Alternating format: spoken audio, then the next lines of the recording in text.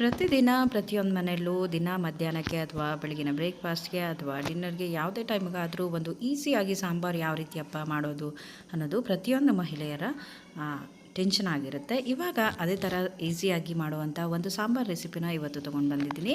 ಹಾಗೆ ಅದನ್ನು ಮಾಡೋದಕ್ಕೆ ಮೊದಲೇದಾಗಿ ಒಂದು ಕುಕ್ಕರಲ್ಲಿ ಒಂದು ಅರ್ಧ ಲೀಟರ್ ನೀರಷ್ಟು ಸ್ವಲ್ಪ ಬಿಸಿ ಇಟ್ಕೊಂಡಿದ್ದೀನಿ.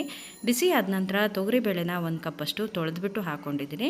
ಹಾಗೆ ಅದಕ್ಕೆ ಸ್ವಲ್ಪ ಚಿಟಿಕೆ ಅರಿಶಿಣ, ಹಾಗೆ 1 ಸ್ಪೂನಷ್ಟು ಉಪ್ಪು, ರುಚಿಗೆ ತಕ್ಕಷ್ಟು ಉಪ್ಪು, ಹಾಗೆ ಸ್ವಲ್ಪ 1 ಸ್ಪೂನಷ್ಟು ಎಣ್ಣೆನ ಹಾಕ್ಕೊಂಡು ಚೆನ್ನಾಗಿ ಮಿಕ್ಸ್ ಮಾಡಿಕೊಂಡು ಒಂದು ಸಾರಿ ನೀರು ಬಿಸಿ ಆದ ನಂತರ ಬೇಳೆನ ಹಾಕೋದ್ರಿಂದ ಚೆನ್ನಾಗಿ ಬೆಂದ್ಕೊಳ್ಳುತ್ತೆ ಕೂಡ.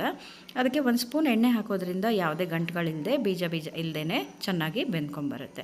ಅದಕ್ಕೋಸ್ಕರ ಚೆನ್ನಾಗಿ ಬೆಂದಿರೋವಂಥ ಬೇಳೆನ ಈ ರೀತಿ ಮಸ್ಕೊಂಬಿಡ್ಬೋದು. ನೀವು ತೊಗರಿಬೇಳೆ ಬದಲಾಗಿ ಹೆಸರು ಬೇಳೆ ಕೂಡ ಬಳಸ್ಕೊಬೋದು. ಇವಾಗ ಚೆನ್ನಾಗಿ ಬೇಳೆ ಬೆಂದಿದ್ದಾದ ನಂತರ ನಾನು ಇಲ್ಲಿ ನುಗ್ಗೆಕಾಯಿ ಮತ್ತು ಟೊಮೆಟೊ, ಈರುಳ್ಳಿ ಹಾಕ್ಕೊಂಡಿದ್ದೀನಿ.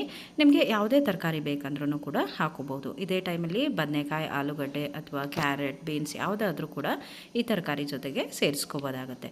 ಹಾಗೆ ಮನೆಯಲ್ಲೇ ಮಾಡಿರುವಂಥ ಸಾಂಬಾರು ಪೌಡರನ್ನು ಹಾಕ್ಕೊತಾ ಇದ್ದೀನಿ ತರಕಾರಿ ಜೊತೆಗೆ. ಇದಕ್ಕೆ ಯಾವುದೇ ರೀತಿಯ ಎಣ್ಣೆನ ನಾನು ಬಳಸಿಲ್ಲ, ಡೈರೆಕ್ಟಾಗಿ ಕುಕ್ಕರ್ಲೇ ಮಾಡ್ಕೊಳ್ಳುವಂಥದ್ದು. ಹಾಗೆ ಕಡಿಮೆ ಸಮಯದಲ್ಲಿ ಟೇಸ್ಟಿಯಾಗಿರುವಂಥ ಒಂದು ಸಾಂಬಾರು. ಸ್ವಲ್ಪ ರುಚಿಗೆ ತಕ್ಕಷ್ಟು ಉಪ್ಪು ನೋಡಿಕೊಂಡು ಹಾಕ್ಕೊಂಡು ತರಕಾರಿಗೆ ಸ್ವಲ್ಪ ಬೇಕಾಗಿರೋಷ್ಟು ನೀರನ್ನು ಹಾಕ್ಕೊಂಡು ಸ್ವಲ್ಪ ಹುಣಸೆಹಣ್ಣಿನ ರಸ ಹಾಗೆ ಇದರ ಥರ ಮಿಕ್ಸ್ ಮಾಡಿಕೊಂಡು ರುಚಿಗೆ ಉಪ್ಪನ್ನು ನೋಡಿಕೊಂಡು ಹಾಗೆ 1 ಅಥವಾ 2 ವಿಜಿಲ್ ಬರ್ಸಿದ್ರೆ ಸಾಕಾಗುತ್ತೆ.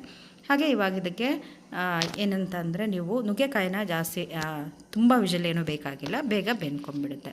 ನುಗ್ಗೆಕಾಯಿ ಹಾಕಿದ್ದಾದ ನಂತರ 2 ವಿಜಿಲ್ ಬಂದಾದ ನಂತರ ಸೈಡಲ್ಲಿ ಇಟ್ಕೊಂಡು ಈ ಕಡೆ ಇನ್ನೊಂದು ಪಾತ್ರೆಯಲ್ಲಿ ಒಗ್ಗರಣೆ ಹಾಕ್ಕೊಂಡ್ಬಿಡೋಣ. ಸ್ವಲ್ಪ ಎಣ್ಣೆ ಹಾಗೆ ಜೀರಿಗೆ, ಸಾಸಿವೆ, ಬೆಳ್ಳುಳ್ಳಿ, ಕರಿಬೇವನ್ನು ಹಾಕ್ಕೊಂಡು ಈಸಿಯಾಗಿರುವಂಥ ಸುಲಭವಾಗಿ ಬೇಯಿಸಿರುವಂಥ ತರಕಾರಿಗಳನ್ನ ಹಾಕ್ಕೊಂಡು ಮೇಲ್ಗಡೆ ಸ್ವಲ್ಪ ಕೊತ್ತಂಬರಿ ಸೊಪ್ಪನ್ನು ಹಾಕೋಬೋದು ಅಥವಾ ಕರಿಬೇವಿನೆಲೆ ಕೂಡ ಒಗ್ಗರಣೆಗೆ ಹಾಕೋಬೋದು. ಹಾಗೆ ಈ ಥರ ಇವಾಗ ನೋಡಿ ನುಗ್ಗೆಕಾಯಿ ಎಲ್ಲೂ ಒಡೆದಿಲ್ಲ, ಈಸಿಯಾಗಿರುವಂಥ ಸಾಂಬಾರು ರೆಡಿ ಆಯ್ತಲ್ವ. ಇದೇ ಥರ ಇನ್ನೂ ಹೆಚ್ಚಿನ ರೆಸಿಪಿಗಾಗಿ ಪ್ಲೀಸ್ ನನ್ನ ಚಾನಲ್ನ ಸಬ್ಸ್ಕ್ರೈಬ್ ಮಾಡಿ. Thank you.